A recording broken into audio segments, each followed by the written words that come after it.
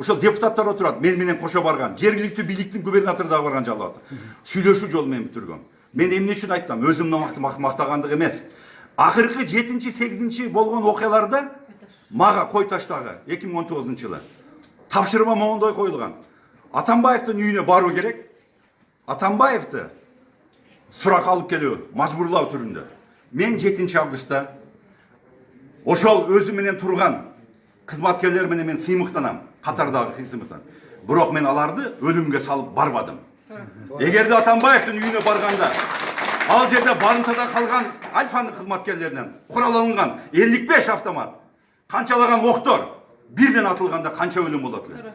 Бир кыйын барып, айткан сөзгө көнбөстөн барып адамдарды кубалаганда Самат Курманкулов эмне болду? Ким жооп берет?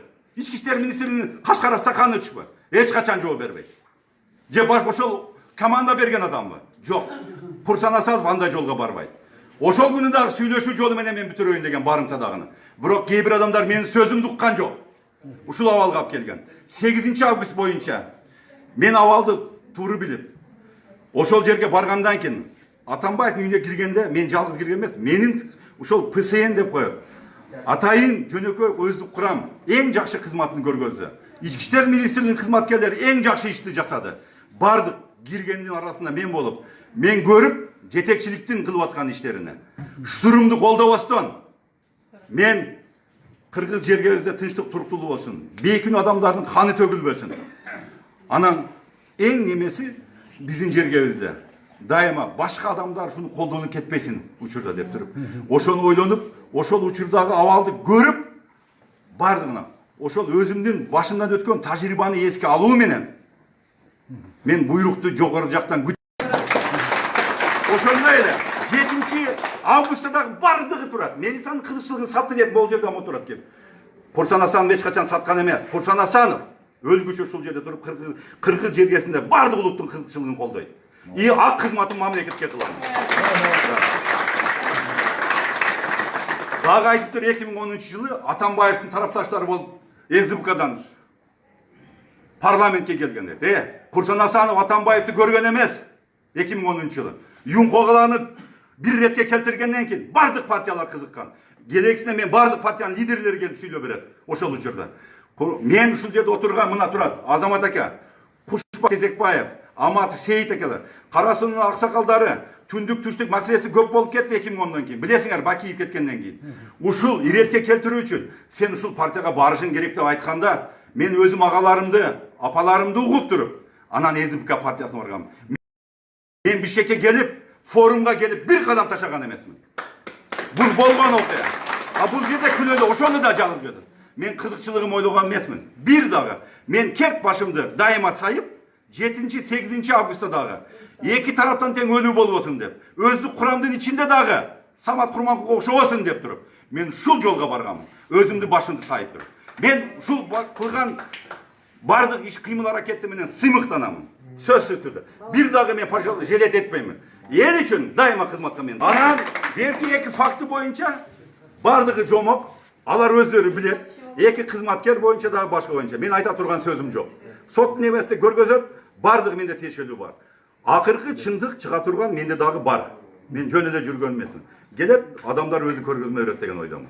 Мындай эле бул жердин сот болуп атат. Биз мыйзамга баш ийебиз. Мыйзам негизинде бардык бизде мен суранып кетем, өзүм дагы адвокаттан сурам. Көптөгөн суралбаган адамдар бар. Мен ошолор суралганда бардык картина чындыкка чыгат. Ал бардын алды бар. Менин маселем боюнча эле келгенмин.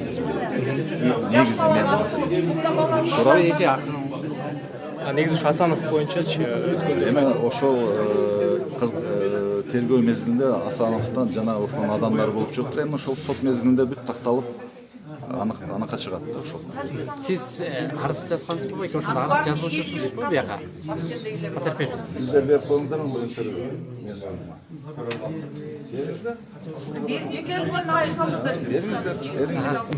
Давайте мен башка жерде берем. Бул жерде эмес. Калсаңар сыртка чыгып. Хорошо, сыртка чыгып берем. Эч кимден коркпоңуз. Сизден кимсиз? Siz emnege amenge berip oturup, ben barmayman olanda. Эмне кылып атам? Эмнени 10 жыл мурунку эмне азыр эстедиңизби? Сеиш мырза чыгып берип коесузбу да? Кыскача сүйлөп берип коесузбу? Жок, эми мен чакырган үчүн катышып отурам. Болбосо керек жок мага. Мыйзам болот, бар мыйзам негизинде. Мыйзам. Мен бир суроо. Бир комментарий азыр бүтсүн, чыгып чыккандан кийин беребиз. Азыр сот келгиче убакыт бар да. Жок, сотко катышайлы, толугу менен көрөлүк. Жок, сиздин деме арыз жазганыңыз боюнча, кайрылганыңыз боюнча эметпейли, айтып койбойсузбу кичине кыскача коюп. Мен соттан кийин берем. Арыз жазган баарыңар билесиңер да. Баарыңар билесиңер. Onu эмне комментарий эмне кылып кыласыңар? Комментарий керек да. Жок. Комментарий да азыр мындай, урматтуу катышуулар. Тынч отуруп берипсиз. Мындай да, биз Кошаны көздүн эч кандай тирешибиз жок. Мен аласа белесем жок. Бул киши менен мындай турмушумда мындай неме болгон жок. Бирок тилекке каршы мындай, мага каршы какой-то бир мындай тымыздын иштер аябай көп болуп тур да. Мен ошол арыз жазып атканда бул Курсан Сатташтын тиешеси бар экенин билген жокмун. Силер үчүн маалымат болсун. Арызды кайра алсаңыз болобанда? Жок, мындай да. Эми мени уккула. Бул жерде арыз мен неме Кадырбакына шек келтирген. Мени аябай оор кылмышта күнөөлөгөн. Тажикстан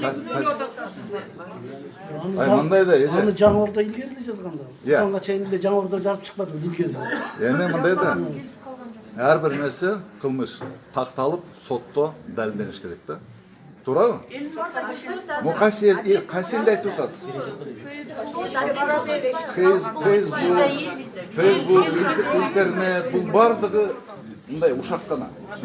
Сиздер ушак айтпайсыз, элдин баары ушак айтат. Эже отпусаңыз. Ну, эгер мындай да, эгер ушул нерсе тастыкталса, бул мурда эле Эмнеге тастыкталат. сиз жумуштан алып койду анда, эгер баары ушак болсо? Мен арыз жазып чыктым. Бекерден жазган жоксуздар. Оны эми сиз билбейсиздер. Мен өзүм үчүн билем. Кылмыш болсо, сот таласында чечилиш керек. Кылмыш болсо. А кылмыш жок, ушак боюнча эле кала берет. Ушак боюнча жумуштан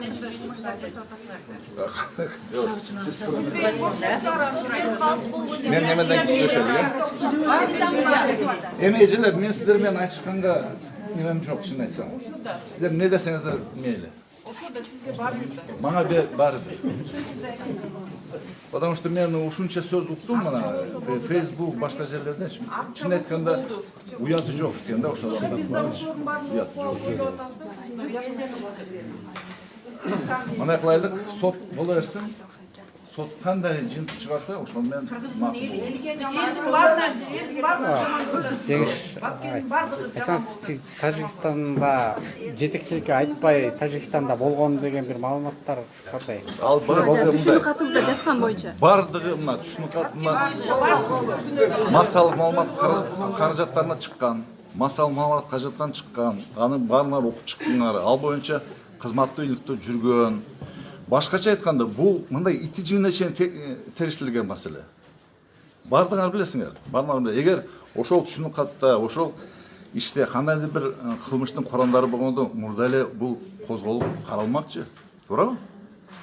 Ошол жок болгондуктан тиештүү атайын кызматтар өзүнүн илтөөсүн жүргүзгөн ошол мезгилде бүт баарын кылган. Бирок эчтеке мындай далил жок болгондуктан бүт териштирүү жыйынтыкталган. Анын калганы бул эми мына эжем айткандай Facebook'ta неме түшүнүк каттарга чейин барып чыккан, туурабы? Анын комментарий эмне кереги бар? Баткендиктерди кантесиз? Эже, давайте мындай кылайлык. Баткенге чогуу барайлык.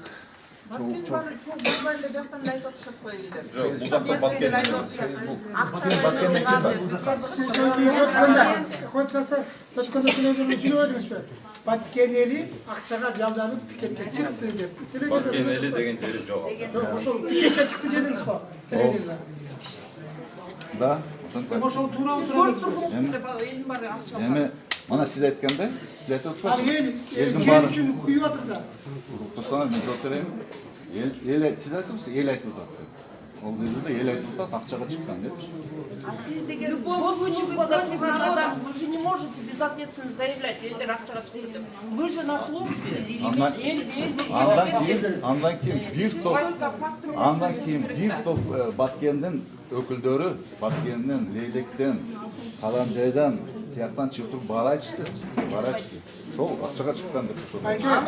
Siz oğlunuzdan çıkıp etti. Yani siz anı çubuk getiren olmayız. Meyli, Şu arkipte kaldı. meyli. Siz aytsınız kaynağı olamayız.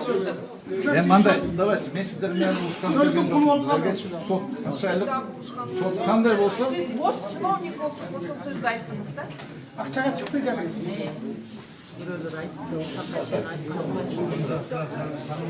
мен сиздер менен урушканга келген жокмун. Сиздер сотто угуңуздар, всё, болду. Калган маселе. Ушундан кийин